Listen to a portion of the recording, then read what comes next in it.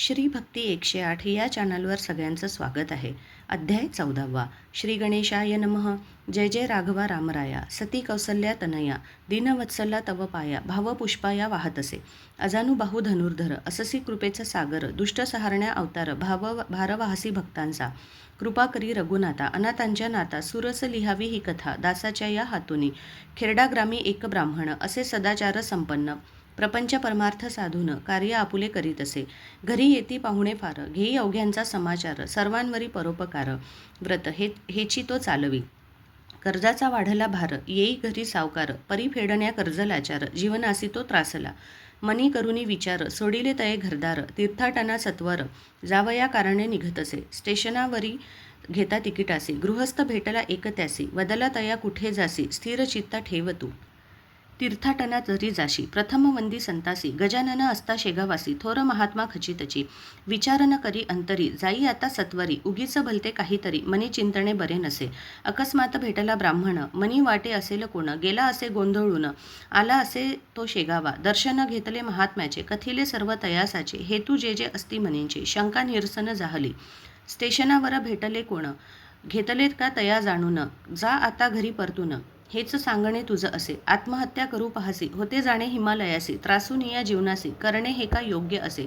धन आहे मळ्यासी बाबळीच्या त्या बुडासी नशीब तुझे उद्यासी येणा संधी ही पातली. होता रात्रीचे 2 प्रहर खोदण्या जाई सत्वर जा न करावा उशीर परतुनी तया लाविले. जैसे त्या सांगितले तैसे त्या विप्रे केले सत्यवचन ते झाले द्रव्य घट तो सापडला. शेगावी तो परत गेला दानधर्म बहु केला प्रेमानंदे नाचला कृपा प्रसादे संतांच्या. सोमवती पर्व काळ पाहून करावे नर्मदा स्नान सवे घ्यावे गजानन भक्तगणा वाटत असे. बंकटलाल मारुती चंद्रभान सवे तयांच्या गजानन ऐसे अनेक भक्त गण ओंकारेश्वरी त्या पोहोचले. नर्मदेचे अवघे घाट स्त्री पुरुषांनी भरले दाट नाम मिळे जावया वाट गर्दी अपारती लोटली. नावे माझी बैसून निघाले ते सर्वजण खेडीघाटी स्टेशन जवळ तेची करावया. नर्मदेच्या मध्यंतरी नाव आदळली खडकावरी खोच पडली 30 भारी आत पाणी ते शिरले. घाबरले सर्वजण परी शांत होते गजानन मुखे चाले नामस्मरण गणगण गणात बोते हो आम्ही ना आपले ऐकले म्हणून का हैसे झाले अपराधी आम्ही आहोत भले वाचवा वाचवा प्राण हे. स्तवन केले नर्मदेचे गजानने स्वयवाचे पाणी ओसरले साचे नाव पूर्ववत जाहली. नर्मदेने घेतला वेश कोळीन रूप धरी खास लाविली नाव तिरस अवघ्यांनी ती पाहिली. चित्रकूटचे नाथ माधव शिष्य त्यांचे सदाशिव तात्या असे टोपण नाव दर्शनाचा आले शेगावी. गजानन बसले जेवणास पाचारीनाथ शिष्यास उशीर झाला तुम्हास येण्यास होया ठायासी.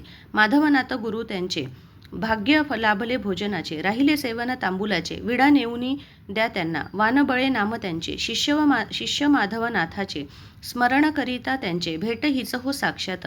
इति श्री गजानन महात्म्य चतुर्दशोध्याय समाप्त. बोला गजानन महाराज की जय. अध्याय 14वा श्री गजानन चरणी समर्पित.